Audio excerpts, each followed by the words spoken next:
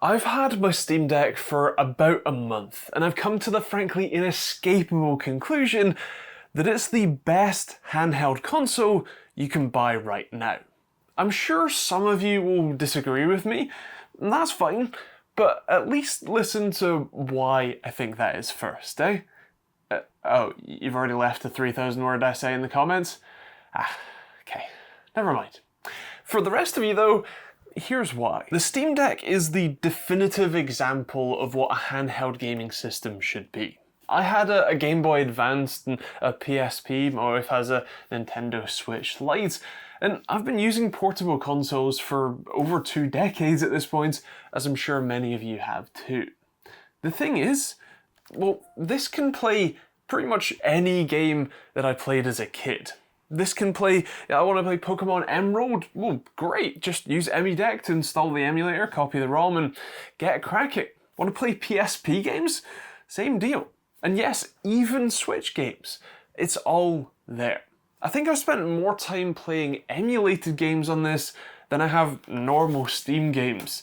Being able to hand the deck to my wife to play the original GameCube version of Animal Crossing, something she can't play unless we go and buy a GameCube and the game, and then, you know, somehow make it work with our modern TV, and then only play it while at home.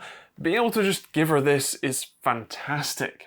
Being able to have essentially 100 different consoles in your backpack on top of an already pretty decent and capable gaming PC is something I could have only dreamed of as a kid. And then there's the performance itself. Well, it's not exactly 4090 level of performance, in fact it's actually smaller than a 4090, it's enough to play any game that I would actually want to play on a device like this.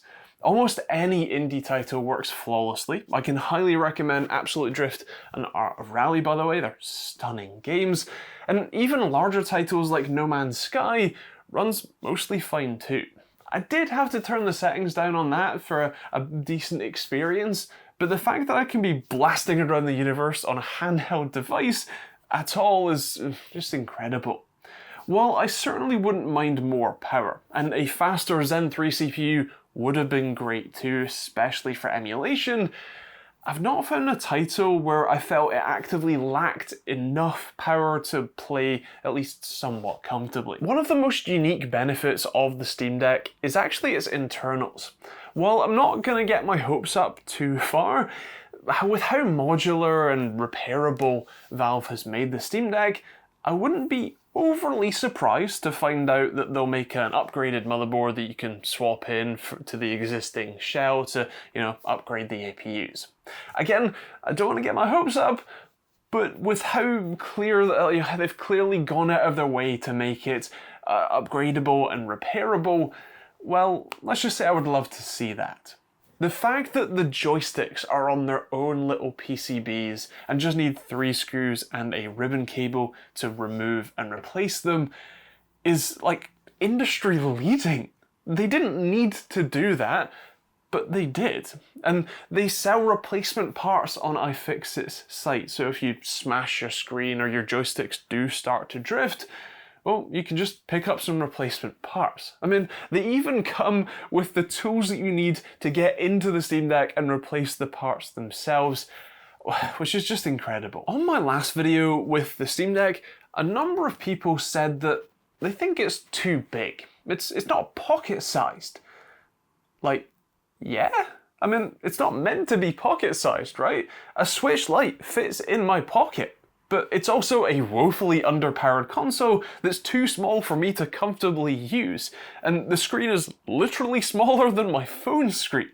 The deck screen, while imperfect for sure, is large enough that I can hold it at a comfortable distance, and the contoured shape makes it actually comfortable for me to game on for hours. The panel isn't perfect for sure. Mine actually has a bit of backlight bleed at the top edge, and as plenty of people have reported before, it's not exactly the most vibrant or color accurate panel. But I don't care. When actually gaming on it, I don't notice. Yes, I would love for this to be an OLED panel instead, and if anyone wants to, you know, offer a drop-in solution for that, please do let me know. but I can't say that it's actively hindering my gaming experience while actually playing, and that's what matters. Now, it does have its fair share of problems. It's far from perfect. For example, the battery life. On more demanding games, you can expect an hour, maybe 2 at most of battery life, which isn't exactly amazing. Although, if I'm being honest, especially for emulated titles or indie games, I'm getting like 4 to 6 hours on a charge, and I'm never far enough away from a plug socket that I can't plug it in and charge it up. I'm also remarkably impressed with how quickly it does charge. It was at 34% last night when my wife was playing Animal Crossing. I put it on charge when we had dinner, and then went to get it again after eating, and it was at 84%, and it happily played for the rest of the night on that charge alone. A number of people also pointed out the fan as being a problem, although as I understand it, that was an issue with one of the earlier batches of the decks, as mine has no issues at all. You can also buy a replacement fan from iFixit for £25 if you fancy, although even still, the fan isn't exactly the quietest thing in the world, and in more demanding games you do notice it, but for stuff like emulation, it barely kicks in at all. You can also enable a new fan control profile in the settings, I think it's on by default anyway, for a better experience. Actually, on the note of that sort of software setting, I've been remarkably impressed with how Valve has improved the deck since its initial launch. While I didn't get to experience those launch stage jitters, I'm really impressed with how seamless the user experience on the deck actually is. I mean, it's Linux and we're gaming on it, right? That's pretty impressive. There are still some hiccups for sure, but none of them that I've experienced can be fixed with a restart. The final point I want to make is arguably the most important. This is the Steam Deck.